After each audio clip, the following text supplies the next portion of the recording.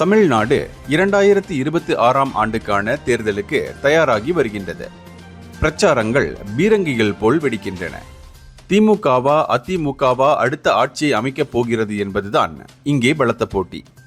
தற்போது ஆட்சியில் இருக்கும் திமுக காங்கிரசுடன் நீண்டகால கூட்டணியாக உள்ள நிலையில் இம்முறையும் சேர்ந்தே களமிறங்க உறுதியாக இருப்பதால் கண்டிப்பாக எதிரணிகள் ஒன்று சேர வேண்டிய கட்டாயத்திற்கு தள்ளப்பட்டுள்ளன.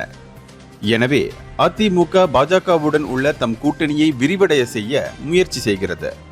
இதற்காக தனித்து போட்டியிட திட்டமிட்டுள்ள விஜயின் தமிழக வெற்றிக் கழகம் மற்றும் சீமான் தலைமையிலான நாம் தமிழர் கட்சி ஆகியவற்றை கூட்டணியில் சேர அழைத்துள்ளார் அதிமுக பொதுச் செயலாளர் எடப்பாடி பழனிசாமி. இதற்கிடையில் அதிமுக பாஜக கூட்டணியில் நாம் தமிழர் கட்சி சேருமா என செய்தியாளர்கள் கேட்டதற்கு சீமான் அது ராணுவ ரகசியம் போல இருக்கிறது, பின்னர் அறிவிக்கப்படும் என பதிலளித்தார். மேலும் நடிகர் விஜய் ஏற்கனவே பாஜகவுடன் எந்த கூட்டணியும் இருக்காது என்று தெளிவாக அறிவித்துவிட்டார்.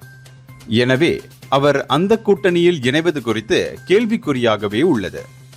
இந்தியர்களின் இதய குரல் மக்களோசை.